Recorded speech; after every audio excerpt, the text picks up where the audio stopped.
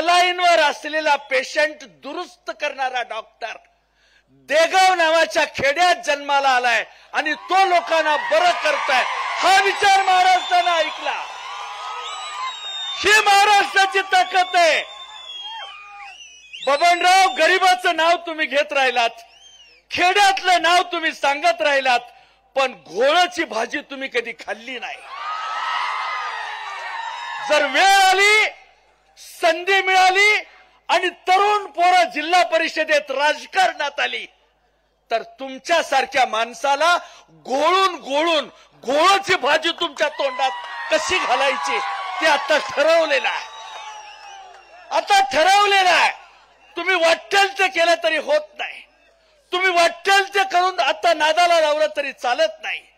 एकानं वावडीचा पाय हातात घ्यायचा, त्याला संजय मामा म्हणतात, आणि दुसऱ्या बबनदादानं वावडीचा पाय हातात घ्यायचा, त्याला बबनदादा म्हणतात. आणि तिथंच जवळ असलेला एक पाय शिल्लक राहतोय म्हणून वामनरावच्या हातात देतात. एक सज्जन माणूस, त्याला बाद केला. या सगळ्या परिस्थितीमध्ये जवळ आल्यावर पैसे मोजायला अडचण होईल म्हणून घाटणे पाटलाला दूर ठेवला. ह्या सगळ्या परिस्थितीत या 3 दांडक्यानं त्यांनी करड्याची रास केलेली आहे. मानजवळ चावलेलं कूस बाजूला ठेवलेलं आहे आणि वाटेल तशा पद्धतीनं गरिबांच्या रक्तावर रंगपंचमी साजरी करणारा हरामखोराचा बादशाह बबन शिंदे याला बाजूला करा.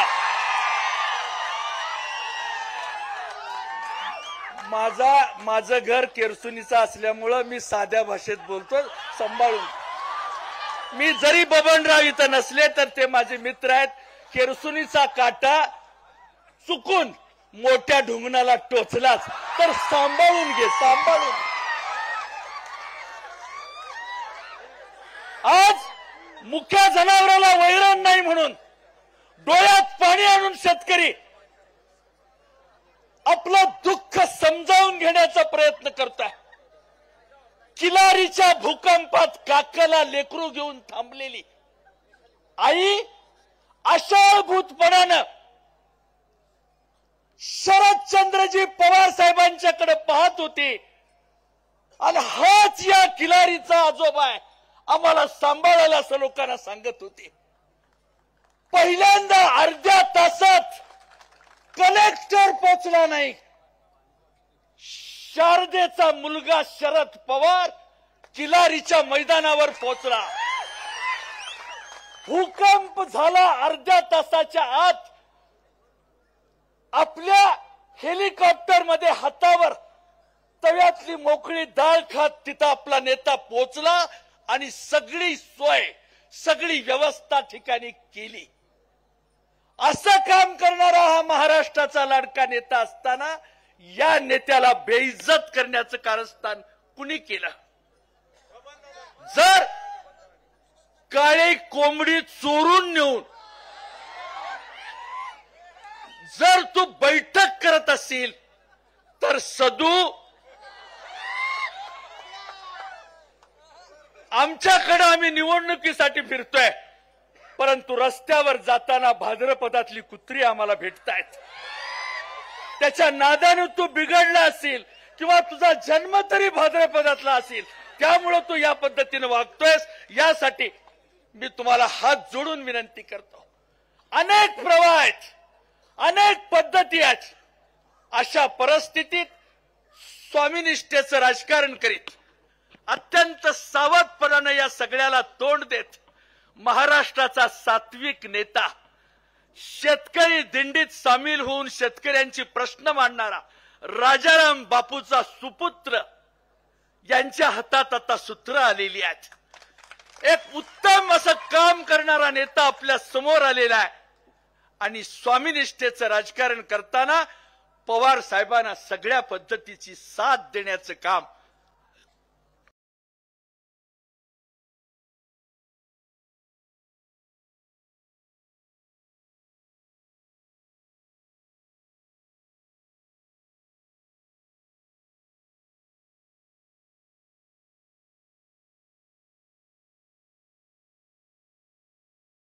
आमच्या नेतृत्वानं केलेला आहे, आमच्या जयंतराव पाटील साहेबांनी केलेला आहे. महाराष्ट्राच्या विधानसभेमध्ये कोणतं औषध पाहिजे ते देत सगळ्याची तोंड बंद करणारा एकमेव महाराष्ट्राच्या काँग्रेसचा, आपल्या राष्ट्रवादी काँग्रेसचा नेता उभा राहिला की यांची तोंड बंद व्हायची. एवढं चातुर्य या नेतृत्वाकडे आहे.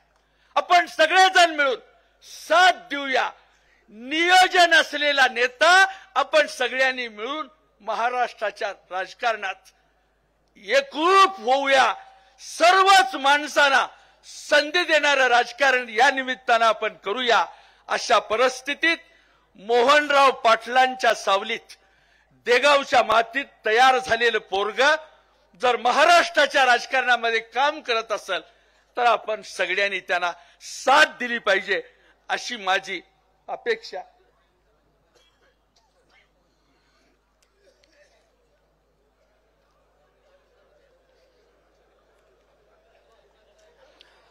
या परिस्थितीत वय झालेल्या अभिनेत्रीनं सारखीच जर अदाकारी करायची सुटू तर मधून पाणी प्यावं लागतं. मित्रांनो, गौतमी पाटलाच्या गर्दीचा सभासद होण्यापेक्षा रायगडाच्या पायथ्याशी मावळ्यांनी सांडलेल्या रक्ताच्या अभिषेकाचा साक्षीदार होऊया आणि शरद पवारांची लढाई आपण यशस्वी करूया. लाख गेले तरी लक्षावधी मिळतील, पण लाखाचा पोशिंदार आपण जगवला पाहिजे, आपण सांभाळला पाहिजे आणि या नेतृत्वाला साथ दिली पाहिजे. मी आपल्या सगळ्यांना कळकळीची विनंती करतो, पाया पडून आपल्या सगळ्यांना या निमित्तानं सांगू इच्छितो, ऊसाचं कांड गाळलं, लांबून आणलं, हेराफेरी केली, कुणाचा तरी हात ओला केला, साखर संकुलाला दाबलं आणि काम झालं आणि चंगळ झाली. असं राजकारण खूप दिवस टिकत नाही. तुझ्या अंगावरची बबन साल सोडल्याशिवाय हे राजकारण थांबत नाही. याचं कारण मी आपल्याला सांगतो. आज आपण सगळ्यांनी एकत्र येऊन आपल्या ऊसाला नीट भाव मिळाला पाहिजे असं नुसतं आपण बोलत राहिलो. मोहनरावाचा पुतण्या नुसता बोलत राहिला नाही. देगाव सारख्या गावाचं नाव सांगत ऊसाला 3500 रुपयाचा भाव द्यावा लागतोय. ही भूमिका अभिजित पाटलांनी व्यक्त केली नाही, कृतीत आणलेली आहे. औदुंबर पाटलांची हिंमत बांधून नवं राजकारण राज्याच्या समोर ठेवलेलं आहे.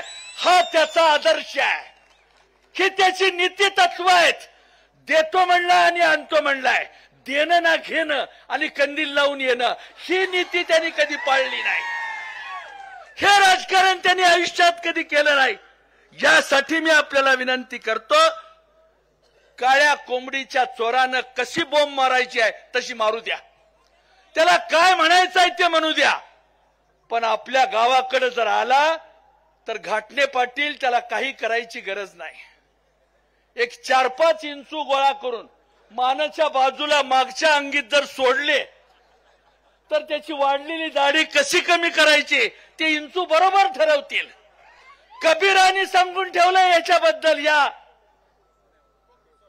या कोंबडी चोराबद्दल कबीर काय म्हणतायत, गले में कफनी सिर पर टोपी कहता है मैं सिद्धा, सिद्धन की तो बात न जाने बालपनों का गद्दा. त्यावेळेला म्हणून ठेवलंय, कहत कबीरा सुनबय साधू ये पद है निर्वाणी, ये पद की कोई करेगा निंदा उसको नरक निशानी.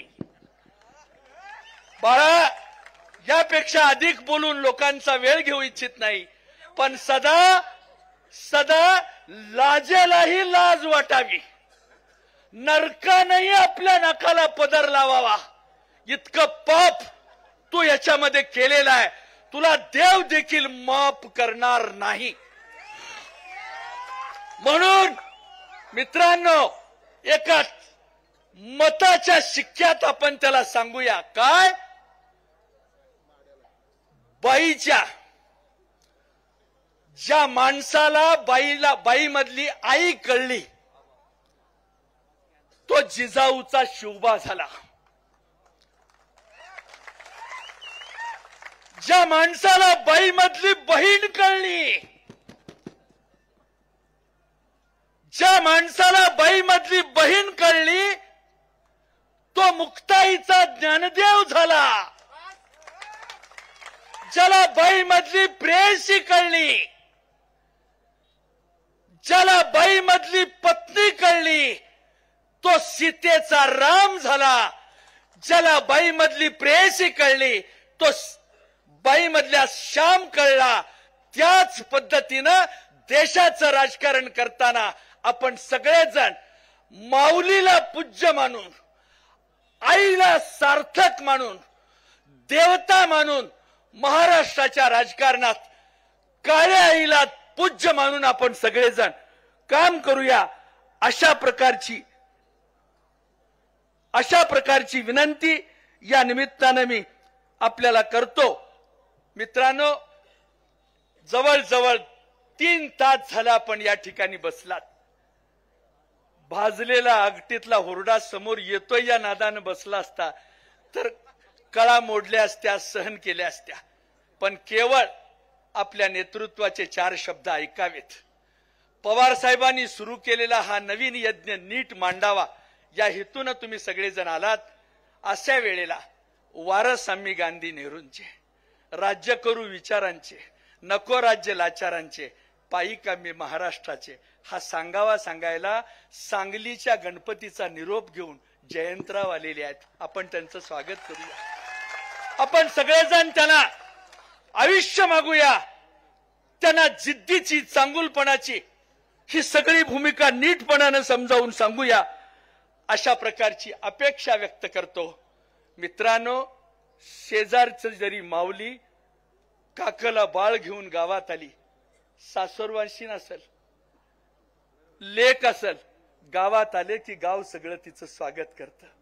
मला सांगा, माड्यासारख्या दुष्काळी भागात आलेली, वडाच्या झाडाला फेरा घालून येशीतून आत आलेली लेक, तिथल्या पांडुरंगाचं दर्शन घेऊन आत आलेली लेक, ज्योती कुलकर्णी म्हणून घामावर डबडबलेल्या त्या कपाळावरचे घाम पुसत आली. तिनं आपला बाप कुणाला विचारायचा, जरा नीटपणानं आपण सगळ्यांनी काळजी घ्या. नीटपणानं या सगळ्या गोष्टीचं भान ठेवा. कोणत्या माणसानं, कोणत्या दरोडेखोरानं या माऊलीच्या कपाळावरचं कुंकू उद्ध्वस्त केलं, त्याचा जाब पोलिंग बूथ मध्ये गेल्यावर मताच्या शिक्क्यानं ह्याला नेस्तनाबूत करा. अशा प्रकारची अपेक्षा या निमित्तानं व्यक्त करतो. आपण सगळेजण या ठिकाणी जमलात, माझं शांतपणानं आपण ऐकून घेतलं. फक्त 2 घोषणा द्यायची आहेत. आम्ही आली रे आली म्हणतो, तुम्ही तुतारी आली म्हणा, एवढंच मला आपल्याला या निमित्तानं सांगायचं आहे. आली रे आली, तुतारी आली, आली रे आली, गल्लीतून आली, तिकडून आली, बोळातून आली, खेड्यातून आली, वेशीतून आली, वावरातून आली, ऊसातून आली, द्राक्षातून आली, बोळातून आली, ट्रक मधून आली, रिक्षातून आली, तुतारी आली, चौकातून आली, तुतारी आली, सगळीकडून आली, तुतारी आली. बाबानो, तुतारी येऊ द्या, तुतारी विजयी होऊ द्या. अभिजित पाटलांच्या हातानच हा राक्षस गाडायचं उद्घाटन 24 तारखेला ठेवूया अशी अपेक्षा या निमित्तानं व्यक्त देतो. मला माहित नाही इतिहास वगैरे, पण मांगाच्या माणसाला फाशी द्यायला लावतात हे मी ऐकलं होतं. जर माणूस मिळाला नाही तर मला हाक मारा. नमस्कार.